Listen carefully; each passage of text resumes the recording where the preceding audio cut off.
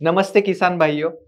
आज हम बात करने जा रहे हैं गेहूं के खेती के उस रहस्य की जिससे आपकी पैदावार बढ़ेगी। भारत में लगभग 35 मिलियन हेक्टेयर में गेहूं की खेती की जाती है। सबसे ज्यादा गेहूं बोया जाता है उत्तर प्रदेश, मध्य प्रदेश और पंजाब में। तो किसान भाइयों, आप जो वीडियो देख रहे हैं ना, तो आप कमेंट में बताइएगा कि आप कौन से राज्य से ये वीडियो देख रहे हैं। तो पहले जान लेते हैं खेती के तैयारी के बारे में। गेहूं की जड़ें सिर्फ 10 से 15 सेंटीमीटर गहराई तक जाती है, इसलिए 10 सेंटीमीटर गहराई तक मिट्टी का भुरभुरा और समतल होना बहुत जरूरी है ताकि गेहूं के बीज का जर्मिनेशन अच्छा हो। पहली फसल खत्म होते ही खेत में डीप प्लाइंग करे, फिर रोटावेटर चला दे। उसके बाद खेत को लेवल करे और 1.5 से 2 मीटर चौड़ी पट्टियां बना ले ताकि पानी सही तरह से चल सके। गेहूं के लिए कोई भी मिट्टी चलती है, पर पानी का व्यवस्थापन होना बेहद जरूरी है। याद रखिए, गेहूं की सफलता का पहला रहस्य है सही खेत की तैयारी और पानी का प्रबंधन। अब हम बात करते हैं गेहूं के पोषण की। ज्यादा उत्पादन के लिए फर्टिलाइजर बेहद जरूरी है। तने की अच्छी ग्रोथ के लिए और फुटान के लिए गेहूं को चाहिए 4 मुख्य तत्व। यह खाद आपको बुआई से पहले बेसल डोज में डालने हैं। तो देखते हैं ये खाद कौन से है।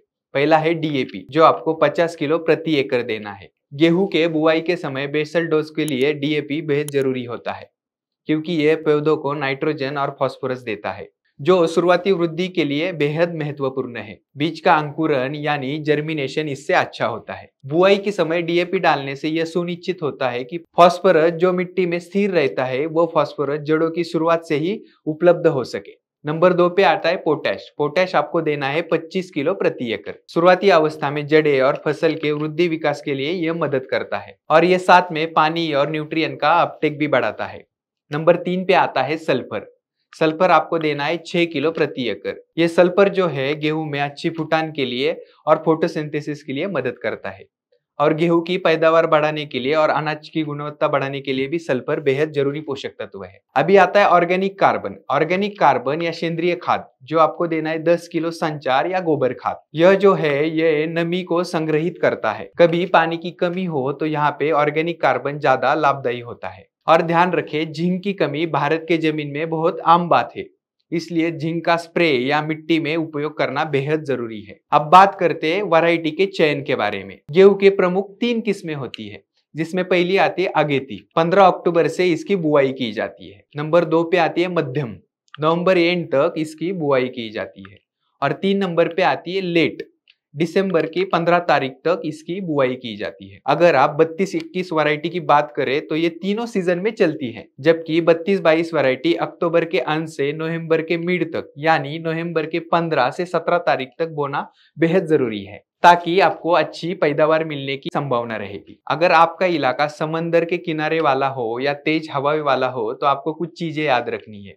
तो आप वहां पे हाइटेड वैरायटी यानी कमर तक की वैरायटी जो है वो आप वहां पे मत लगाइए। वहां पर आपको कम ऊंचाई वाली वैरायटी का चयन करना है, ताकि लॉजिंग का खतरा कम रहे। अगर आपको किसी वैरायटी के संबंधित कोई भी समस्या है तो आप 950-30 इस नंबर पे कॉल कर सकते हैं। वहां पे हमारे एग्री एक्सपर्ट आपको अच्छी सलाह दे सकते हैं। अब आते हैं बीज के तैयारी पर। बिजाई से पहले आपको बीज की प्रक्रिया करना अत्यावश्यक है। 20 किलो बीज के लिए 40 मिली इमिडा एक्स दवा से आपको ट्रीटमेंट करना है, जिसमें हेक्साकोनिजोल और इमिडाक्लोप्रिड ये घटक आते हैं। दस्ताने पहनकर बीज को अच्छी तरह से मिलाइए, ताकि बीज के हर दाने पर दवा चिपक जाए। फिर उसे छांव में सुखाकर 10 से 12 घंटे के अंदर बुआई करें। याद रखना है, ज्यादा देर तक नहीं रखना है, तुरंत बिजाई करें। यह कदम आपके खेत को रोग और कीट से सुरक्षित रखेगा। ध्यान रखिए, बुआई हमेशा सीड ड्रिल से करें। लाइन से लाइन की दूरी रखनी है आपको 20 से 30 सेंटीमीटर, और दाने से दाने की दूरी रखनी है आपको 3 से 5 सेंटीमीटर। ऐसा करने से फुटान अच्छी आएगी, पानी अच्छी तरह से चलेगा और पूरा का पूरा पौधा विकसित होगा। उससे पूर्णतया फूल आएंगे और दाने भी बैठेंगे।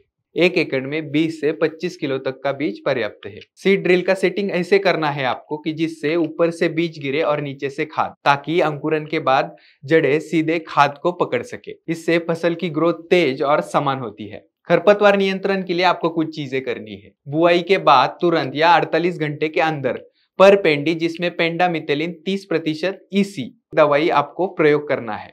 स्प्रे करते समय ध्यान रखिए, पहले आपको पानी चलाना है, फिर उल्टे पैर चल के स्प्रे करना है। इससे खरपतवार शुरू में ही खत्म हो जाएंगे।